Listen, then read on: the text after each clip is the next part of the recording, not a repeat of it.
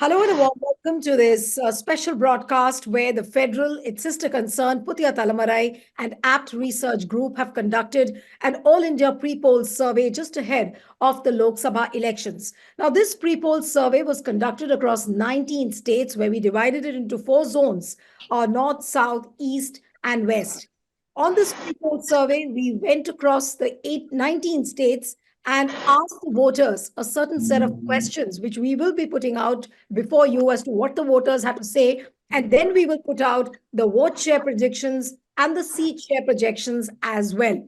Over the last few days, we have been dealing with a number of states. We've finished a vast leg of states. And today's episode, we'll talk about Uttar Pradesh, which really will become a deciding factor. As you all know, Uttar Pradesh has 80 Lok Sabha seats, and there is a saying that who wins Uttar Pradesh actually wins Delhi. So we'll talk about Uttar Pradesh, we'll talk about Assam as well. So let me introduce you to the panelists, and then we'll straight away go to the questions. We have Sharat Pradhan, who's senior journalist and author, joining us from Uttar Pradesh. Thank you so much for joining.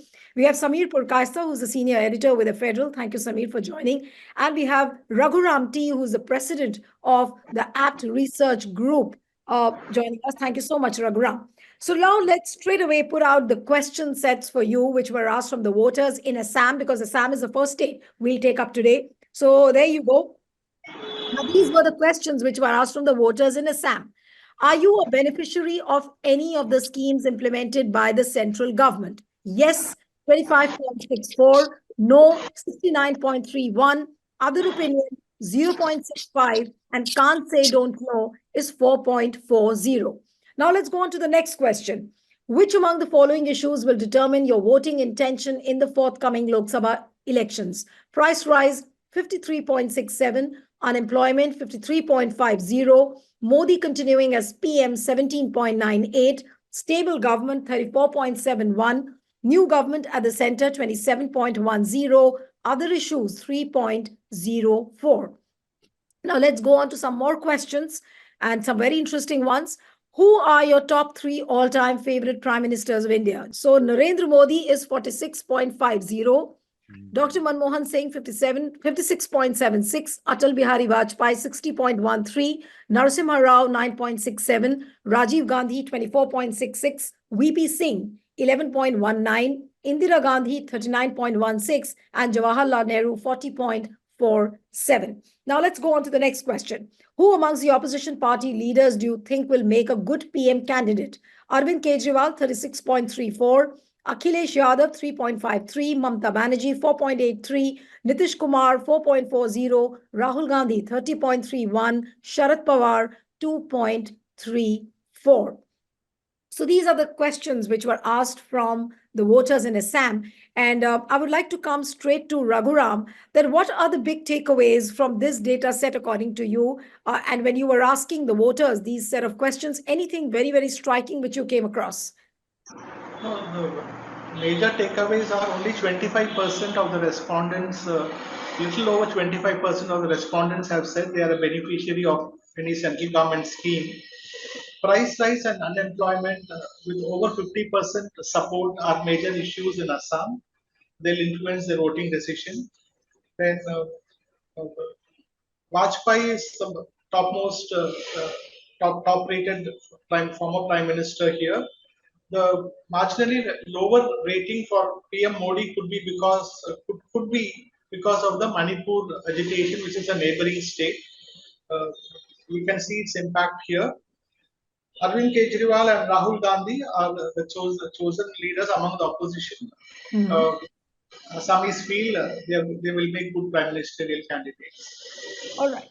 All right. Let me come to Samir now. Samir covers the entire Northeast for us. So, Samir, do you think that Prime Minister Modi's popularity has got impacted because of the Manipur turmoil? Is that the reason why he's less popular as compared to Atal Bihari Vajpayee? Yes, that could be one of the reasons for his popularity going down in Assam. Apart from that, if you see, the people are not very happy over the delivery of central government schemes. 60, around 60%, I think, people have said they have not received benefits of central government schemes. So obviously, that means they are not very satisfied with the performance of the central government. And apart from that, the price rise, unemployment, this remains a some of the top issues. So, considering all these factors together, I think, and of course, this Manipur incident, his silence over this continuous ethnic unrest there has taken a toll on his popularity, definitely. Samir, I was saying that price rise, if you look at 53.67% of the people are saying that their voting intention will be dominated by this factor. Also, unemployment 53.50. So, does it mean that there is a palpable sense of anger against the center? Can we make it out from this particular data set? Overall, if you see in Assam, the ground situation, I don't know, our poll will reveal what is the public opinion over there. But on the ground, though there is discontentment, but you don't see, a major this thing. It's not resonating that way across the state.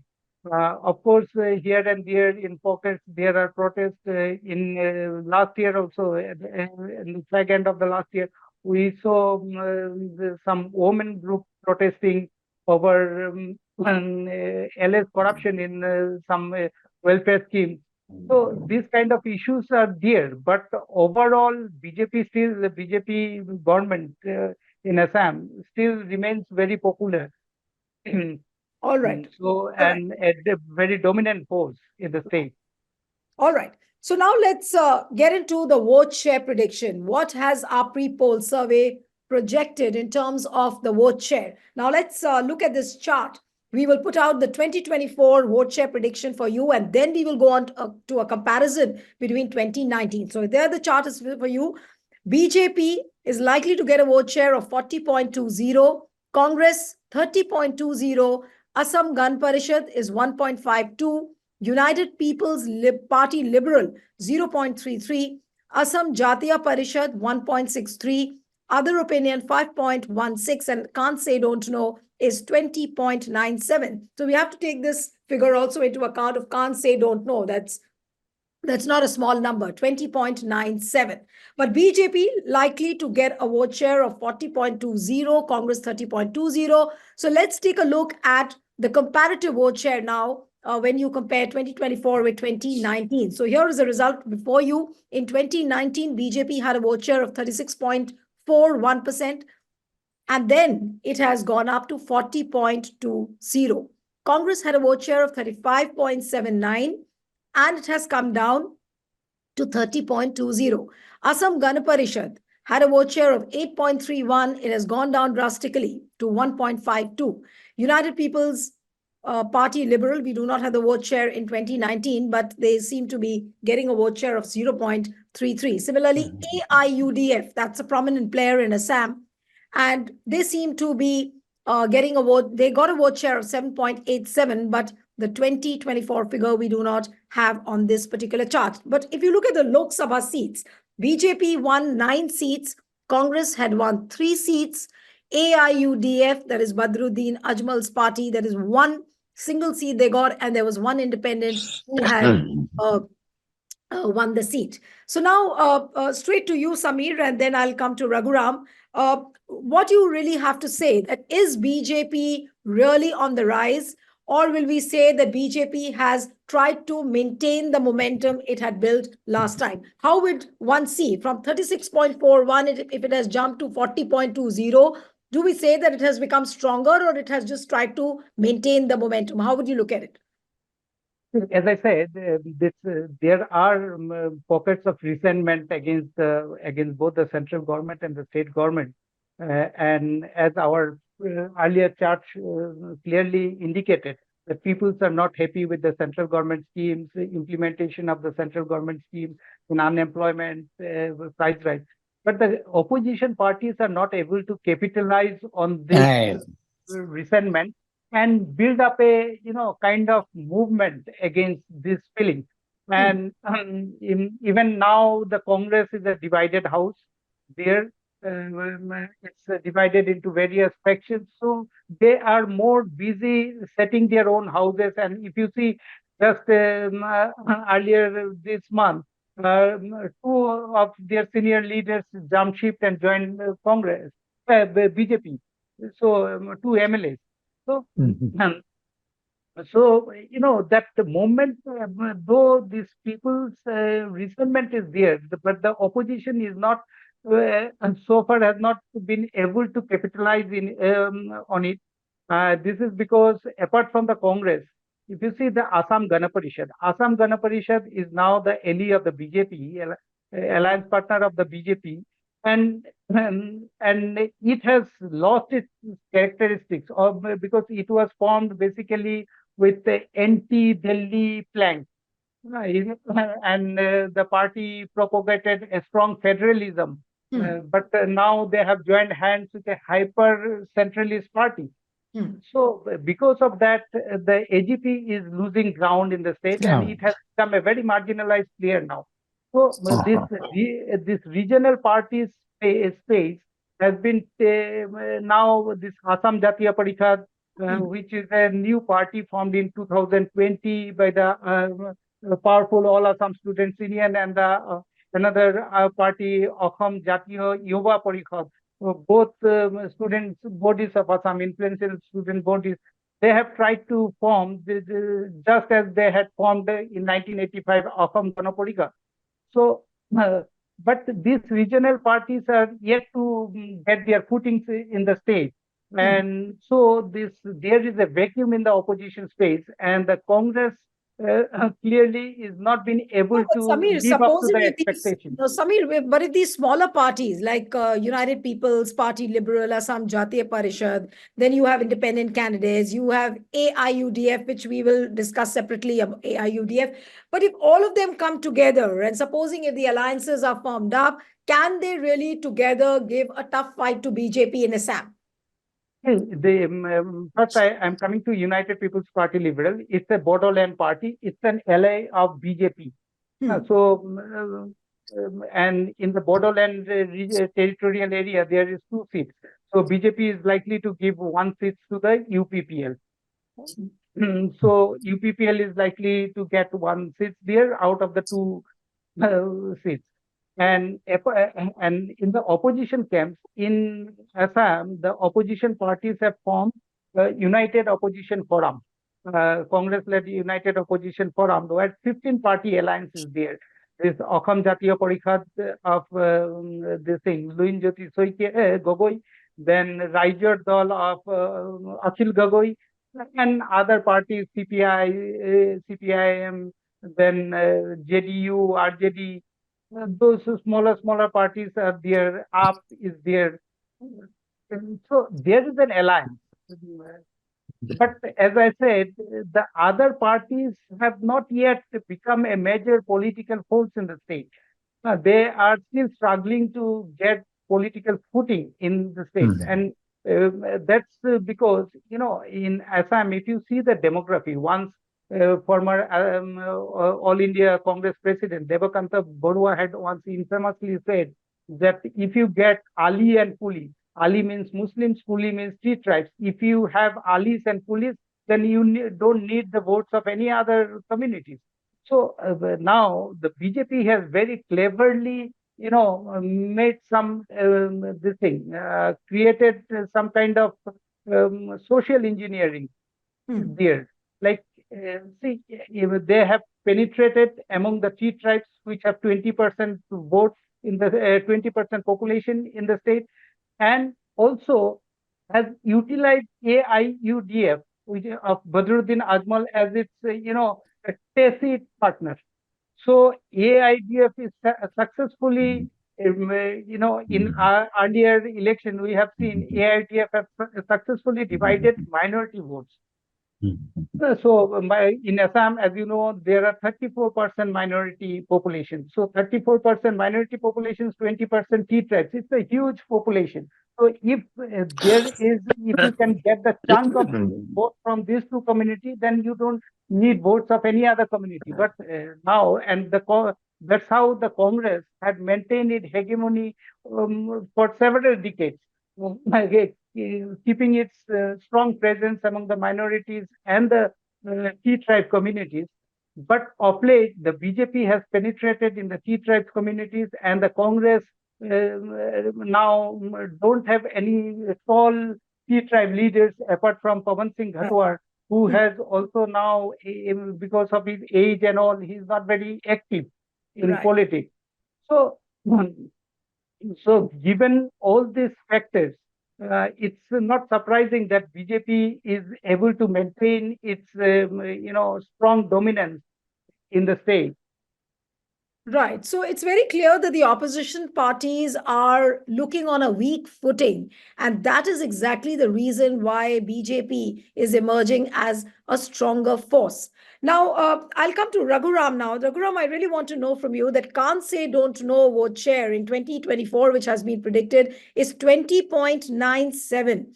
Now, will it hold a key when it comes to the Lok Sabha elections? Because that's the undecided voter. Yes, the gap between the BJP and the Congress, based on our opinion poll findings, are 10 percentage points. 20% of the voters are undecided. That means definitely the battleground is wide open. If a good proportion of them vote for the Congress, then their votes and the BJP's vote may come even. And if the Congress were to form an alliance with AIUDF, then they have an advantage because in the 21 assembly elections, AIUDF was an ally of the Congress. So the battleground is wide open. It's left for the Congress to uh, make use of the opportunity. And unlike in several other states, there is an interesting uh, fight in Assam. And the 20% undecided is only because of the crisis in the neighboring state, Manipur. So people don't want to come out and express their opinion openly. So, Right. but they decide by the time elections take place, and they will play a key role. Along with that, Congress, if it announces an alliance before the elections, that will be to their advantage. Hmm. All right. All right. But Samir, do these vote share percentages really match up with what's the mood on the ground? Do these figures match up with what is happening on the ground in Assam? Yeah, see, by and large, it's match up to the ground situation. But we need to see what the vote percentage of AIUDF will be this time, because last time they got Right. 7% vote. And Hmm. here I want to also make a quick point about AIUDF. See, in Assam last year, this delimitation had taken place, and which has changed the demographic profile of the constituencies. So, in many of the now, this only two parliamentary seats. One is Dhubri, yes, one is Dhubri, and another is, I think, Karimganj in Barak Valley. Apart from these two seats, the Muslims are not in majority in any of the parliamentary seats now. So a major demographic shift has taken place, and this is deliberately done to, All right. this start the influence of Muslim vote. Hmm. All right. All So right. yeah, so AIDF will this time will even if there is an alliance with the Congress, which is very unlikely because, as I said, AIDF has a tacit understanding with the BJP, Hmm. underhand dealing. Many say it's a B team of the BJP. Otherwise, also, I don't think Congress has much to gain from an alliance with the AIUDF. All right. Now let's put out the seat projection for you for Assam. Uh, So there you have it. Total number of seats in Assam are 14. BJP likely to win 10. Congress 4. AIUDF blank draws a blank, and we do not have any independent candidates seem to be winning as of now. So BJP 10, Congress 4. So that's the total of Assam. Samir, would you agree with this figure, or you think that that's a number which can change? By and large, I think this number is okay, but I am surprised that UPPL has not getting any seats because see, out of the two seats, which BJ in the Bodoland territorial area, they are Mm, sure to win one seat because apart from the BJP, they mm. are also alliance with another Bodoland party, BPF, Bodo People's Front. So there is a consolidation of Bodo votes there. So I'm quite surprised that they have not they are not winning any seats. Otherwise, But I what think about AIUDF, Samir? Do you think that they're going to draw a blank? Are they performing so badly that they will not even retain AIGF, the one seat? AIGF of late, AIGF of late is losing credibility even among the minorities. Their games are now people are seeing through their game. I think the minority communities also every time on crucial occasions, Rajya Sabha voting like that, they tends to back BJP.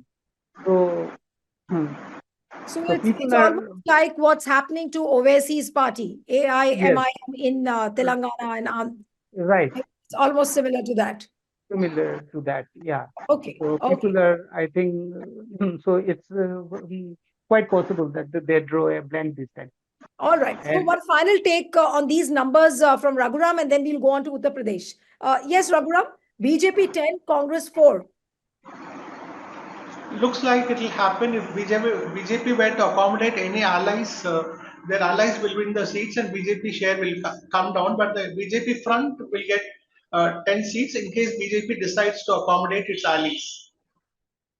All right. So we'll have to wait and watch how the alliances come up and how the narrative will unfold in the coming months. So that was Assam for you, where BJP is winning 10, Congress is 4, and AIUDF draws a blank. So let's close the chapter for Assam. And now we will come on to the most awaited state, and that is Uttar Pradesh, where there are 80 Lok Sabha seats. We'll put out the seat projections a little later, but let's go straight to the questions which are asked from the voters in Uttar Pradesh.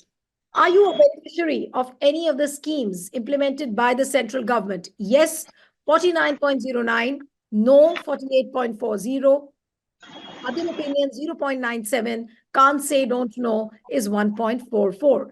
Now the next question, which among the following issues will determine your voting intention in the forthcoming Lok Sabha elections? Price rise 31.90, unemployment 33.87, Modi continuing as prime minister 28.75, stable government 5.36, new government at the center 11.36, other issues 4.27.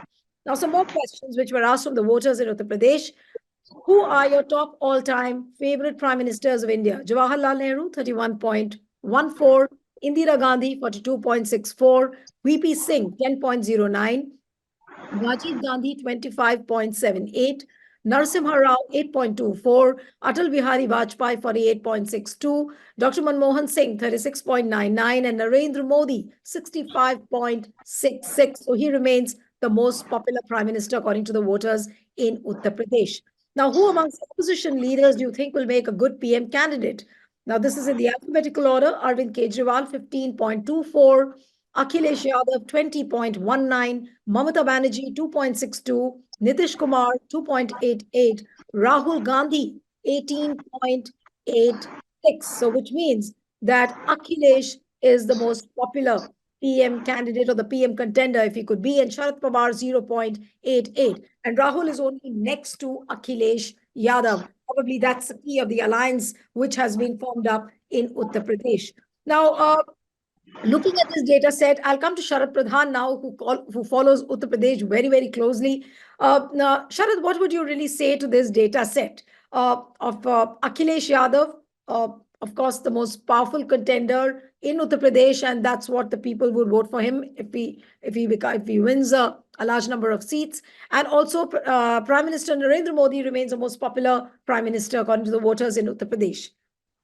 This clearly shows that Narendra Modi leads the way. And, considering that Akhilesh Yadav hardly stands any chance to reach there, so it is understandable. And this reflects the Modi magic continues in Uttar Pradesh. And I think a lot of this could be attributable to the way they have taken credit for bringing the temple, for building the temple. So it is very evident that on all, but what is significant here, that unemployment and price rise hold much more importance for the people in the same manner as you've seen in Assam. And how much of this would actually, and it is understandable that Modi is seen as a prime minister, but will Modi's popularity be able to overcome the impediments that are certainly going to come because of large scale unemployment and price rise? And UP has tremendous poverty, a very large unemployment, except for the state government putting out figures in their advertisements. The ground reality is that there is abject poverty, there is large scale unemployment, and price rise is really killing people. You can, the very fact, I would cite an example here. There are at least 1,000 people have already not only applied, they've been cleared to be sent to Israel to take up menial jobs, because Israel, since they are not getting labor, a lot of labor is being sent from UP, and UP government is very proudly proclaiming, see, we are providing employment to so many people even in Israel, sending them to the war zone. You can understand the desperation of the people. There are about 15,000 people have applied, and there are more people there. Interviews are going on here, whatever in the name of interviews, and people are being selected and being sent straight from here to Israel. So that shows that unemployment will make a lot of difference. So therefore, to believe that just Modi's popularity is going to sail them through in the same manner as it did. Yes, it is understandable that Rahul Gandhi lags far behind. That is understandable, in particularly in Uttar Pradesh, where there is so much of Hindutva injected into the system. There is so much communal divide being forged by the government that it is a lot of people are going to be affected by that. Right. But whether the youth is really going to see Hindutva as a bigger issue than the ground, the real issues which affect their daily lives. Right. And UP government does a lot of publicity. They spend, Yogi Adityanath spends about 3.5 crores a day on his publicity. You can imagine this. Right. It is in the budget. And if that is the kind of publicity, they feel that whatever narrative they want to build, they can build. So a lot of lies and half-truth is bombarded on people. Right. But how much of it now? One more thing I like to point out: the opposition here needs to play a very proactive role, which so far it is not doing. Right. Now that the alliance has been struck, one is hoping that they will come down to ground and really move on to expose the lies of the government. Right. But Sharaji, I had one more question before I go to Raghuram, that this particular question, that which among the following issues will determine your voting intention, apart from the price rise and the unemployment, there is a bracket called other issues. Now, look at this. Other issues, 4.27. Now, I'm interested in knowing that what are these other issues? Because if other issues includes things like Ram Temple, Kashi Vishwanath, Mathura, Gyanvapi, now, other issues, will it include all this? And I think there'll be law and order also. Law and order will also be. Law and order, yes. Yeah. So, I feel that these issues are, of course, they'll go hammer and tongs. They'll do anything to, through their hatred against Muslims, they would like to consolidate the Hindu vote, polarize the Hindu vote.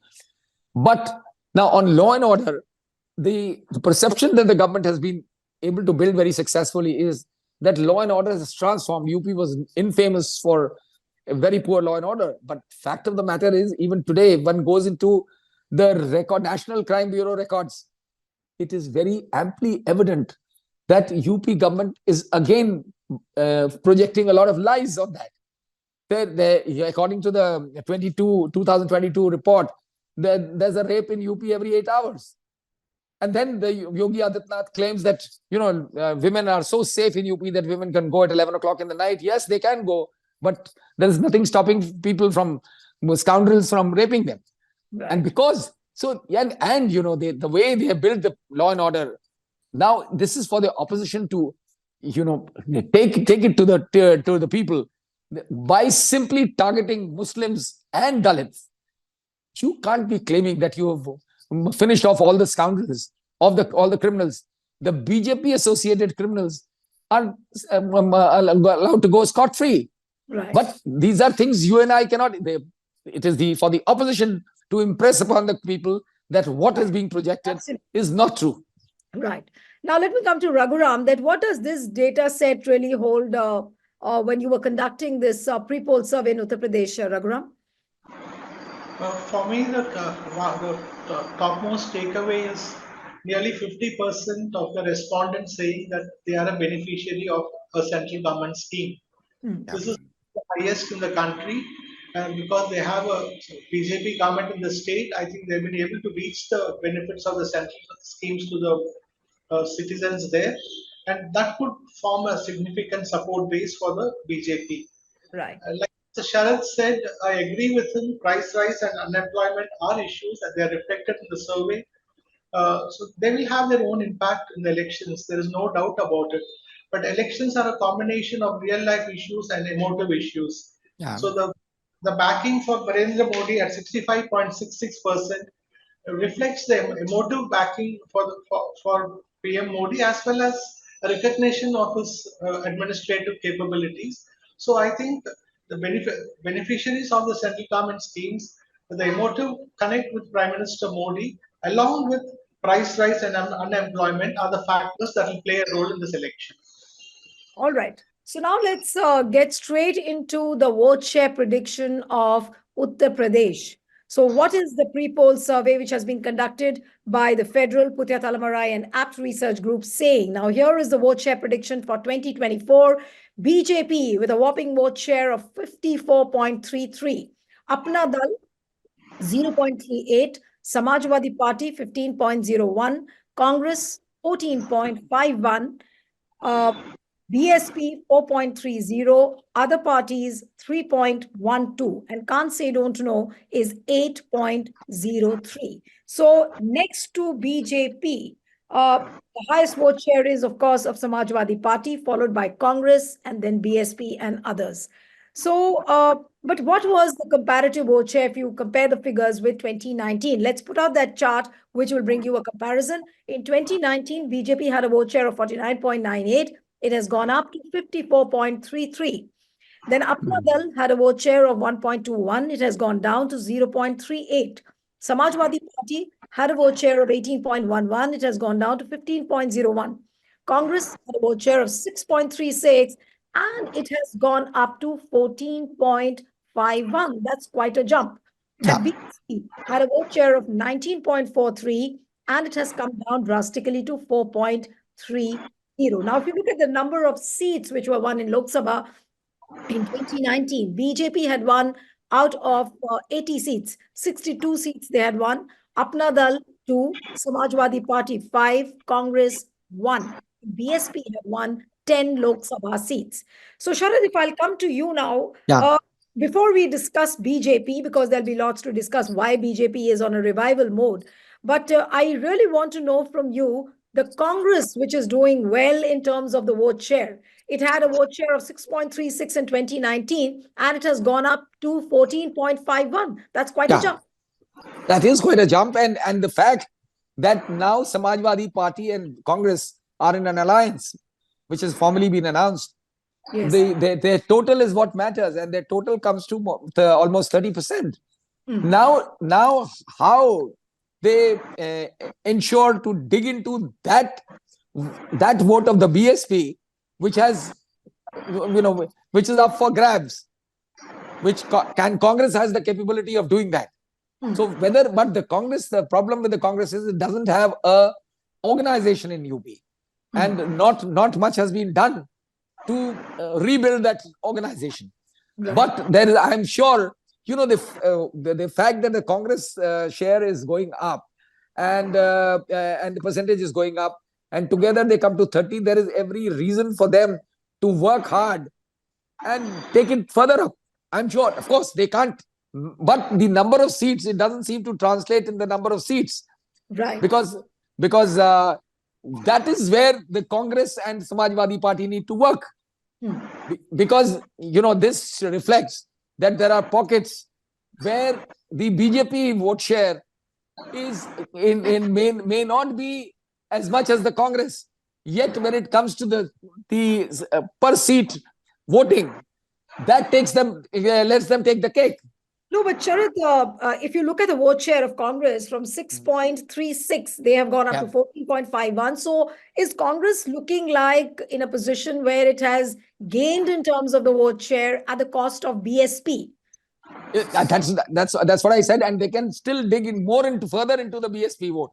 Okay. Even in the months that are coming, because everybody is aware, even BSP, except for Mayawati's own caste, which is Jatav, because this is how it works here.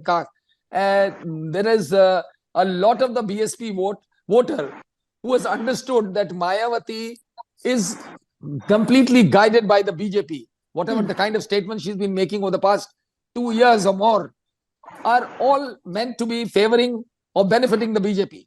Right. So she is there. But now how they convert these percentages into seats is for the Congress Party and Samajwadi Party both to be working in tandem. When this survey was conducted, then Samajwadi Party and Congress had not struck this deal. So I'm sure on the number of seats, since the vote share is fair enough, there is definitely going to be change in this. I think Raghuram would be able to throw a better light on this. Yes, I'll come to Raghuram, but one more question, Sharad, I'll ask you, and that is that though Mayawati has already announced that she's not going to enter into any kind of alliance, she'll fight solo. But do you still see a chance now that Samajwadi Party and Congress have come together? Do you by any chance see a possibility of Mayawati coming together with Congress and SP? No. It is good that Mayawati is not coming into in the India alliance, because Mayawati cannot be relied upon. Her track record says that whichever party she goes for a campaign, she never goes in to form the government with them. After the post-election, she is not to be relied upon at all. So it is better. And then this perception, on one hand, that she is a kind of team beef of the BJP, I don't think that's a great, and I don't see her, her saying that she's going to fight alone is itself was on day one an clear indication that she wants the vote to get divided. And even now it is suspected that she will field a lot of Muslim candidates in the Muslim dominated pockets so that Congress and SP alliance lose there. Right. All right. So, yes, Raghuram, over to you now. The data set regarding the vote share. Anything striking which you came across in Uttar Pradesh? No, the striking factor here is the slide in the popularity of the Bahujan Samaj Party. Yes. In 2014, their vote share was 19.77. It came down to 12.88 in the 22 assembly elections, and in our poll, it has come down to 4.3. So they are losing quite a bit of popular support. And second point is in the last Lok Sabha elections, when the SP and the PSP fought together, the BJP was ahead of them by nearly 12 percentage points. That is why SP and BSP put together could win 15 seats. But today, even if the Congress and the SP are coming together, the gap between their vote share and that of the BJP is nearly 24 percentage points. So the Congress-SP alliance should try to narrow this gap. There are 8% of the people are undecided. If this gap is narrowed, as the gap progressively narrows, the number of seats for the opposition will increase. Right. All right. But Sharad, I have one more question. If you look at the vote share of BJP from 49.98 in 2019, they have managed to jump 54.33. That is just 5 to 6%. And this despite the fact with an aggressive campaign on Ram Temple consecration ceremony they have a Modi factor, they have these Labharthi schemes, they have Modi ki guarantee. If because, I mean, despite having all that, if the jump is just about 5%, so what does it reveal? That, does it show any signs of BJP? Yes. Considering that this survey was done, I think shortly after the Ram Mandir consecration, it must have had more impact on the minds of the people. Secondly, as I said earlier also, it is also reflects that this was the situation prior to the Congress Samajwadi Party alliance being struck. Yes. And then the fact that it has jumped by only 5%, less than 5%, leaves scope for the opposition to dig into that increase. Right. But it all depends on how committed and how sincere and what kind of footwork the Congress and SP are able to do in the little time that is left. Right. But how dominant will be the Ram temple ceremony which happened? I mean, people of UP, for them, is it the biggest issue at the moment? For a lot of people, it is. But let me tell you that as time is going, it is losing its sheen. Okay. Like in the beginning, I'll tell you from the number of people who were visiting the Ayodhya soon after the consecration, the numbers have come down to 1/4. There were 4 to 5 lakh people going there. Today, there are less than 1 lakh people visiting already.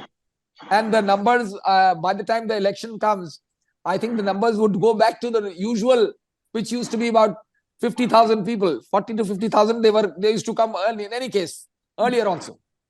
So that shows that this may not remain, the situation may not remain as it is today, as far as the temple is concerned.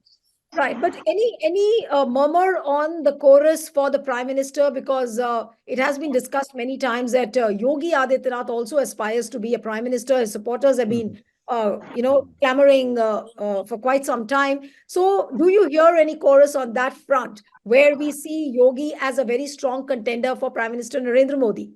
Yeah, I don't think Yogi, despite, even in my book on Yogi, I have mentioned that he aspires to be, he's overambitious, and he aspires to become Prime Minister.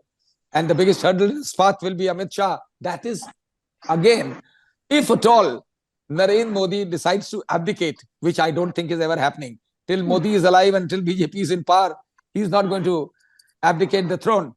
But at the same time, there is no way that Yogi has the capability or the strength or courage to defy Modi, and because he's ultimately, his area of influence is limited to large part of the Hindi-speaking belt.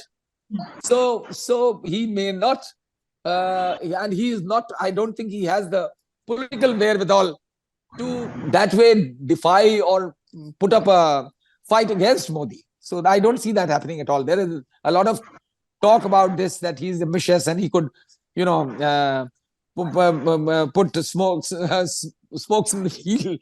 But I don't see Yogi actually even trying it at the moment.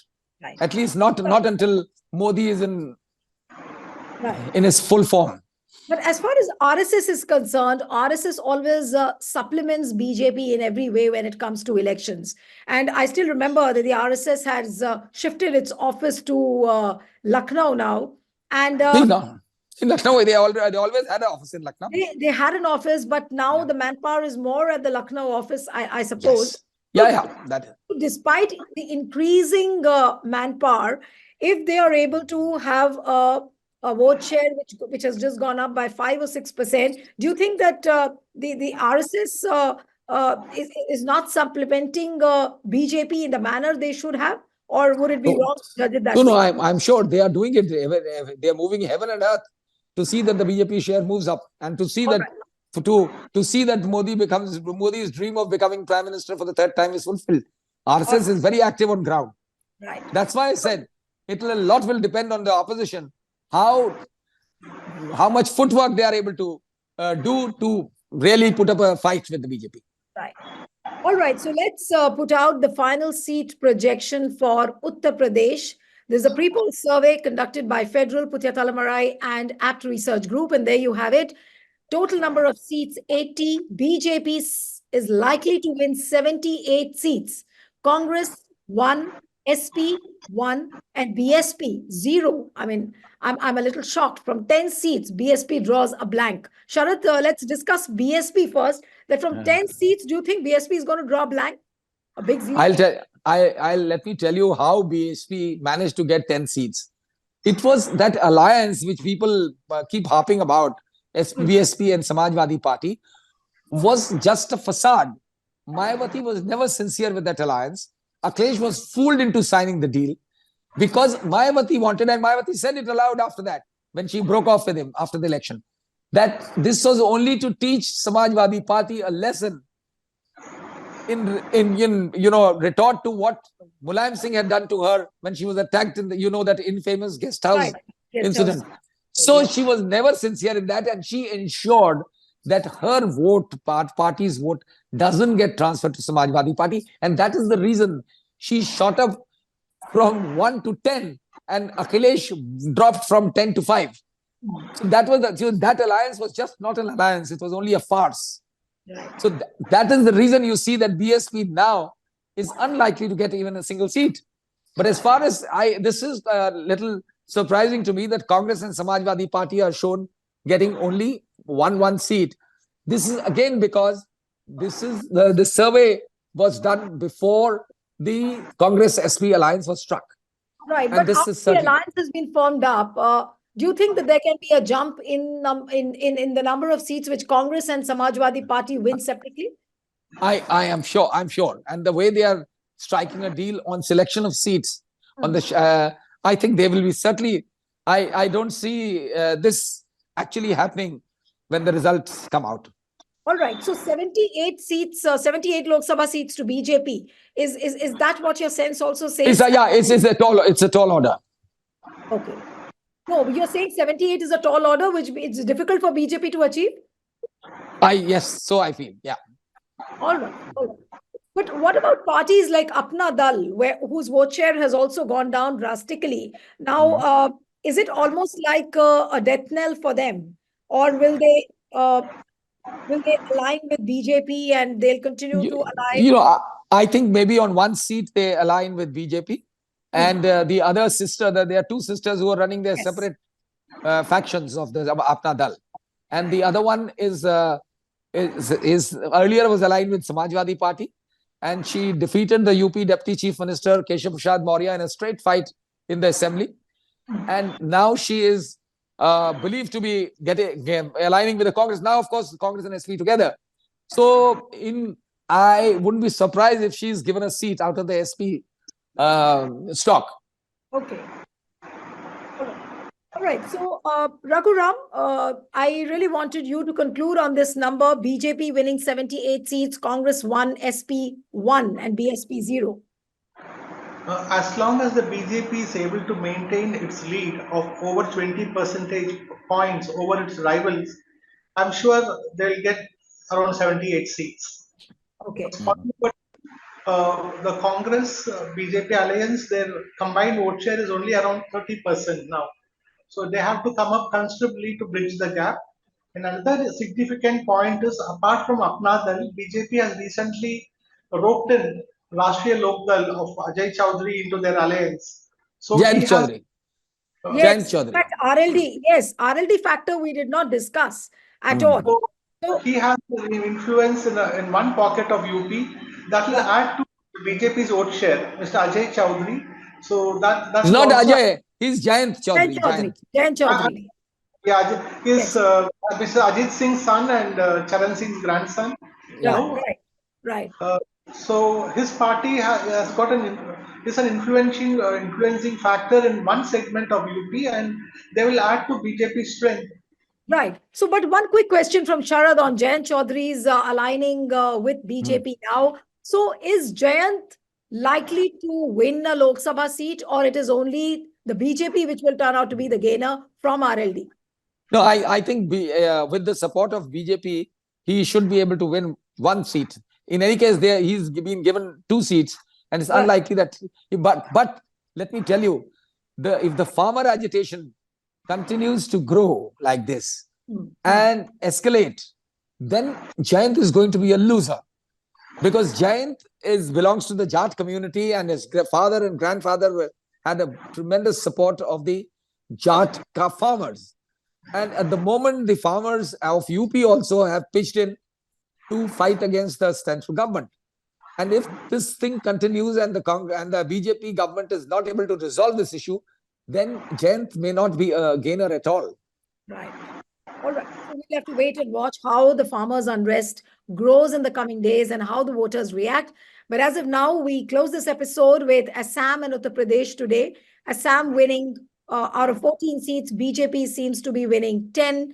And in Uttar Pradesh, out of 80 seats, BJP has to win 78 seats. So as Sharaji, so it's very, very clear that BJP is forming the government at the center. Looks very, very likely now because from this, if we believe what this survey, yes, there is no reason, because 78 out of 80 it will be just fantastic for them.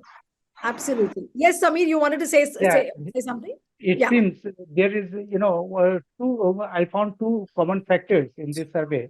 One is that this strength of opposition index. And BJP apparently is, surging ahead because of the weak opposition. And Yes. secondly, there is a warning bell for the BJP allies, both in Assam and in UP. We are seeing the BJP is not only poaching the opposition MLAs, they are also eroding the vote base of their own allies. Absolutely. Right. See what happened with Nitish Kumar. Now Jayant Chaudhary similarly. So we do not know if the farmer unrest grows, as what Sharad was saying. So and also use of ED and CBI against all their detractors. Yes, absolutely. Once BJP was the junior partner in Assam of the AGP, and now see where is AGP and where is the BJP. Absolutely. So we'll have to close the episode here. And on Monday, I think we will be getting you the rest of the states, which will be in the final lap. And we'll meet you on Monday again. Thank you so much, Raghuram, Sharad Pradhan. Thank you so much, Samir, for joining. And one appeal to the viewers who are watching this pre-poll survey, which is conducted by Federal-Puthiyathalaimurai-Apt Research Group. Continue to subscribe our channel and also send us your feedback. Thank you so much.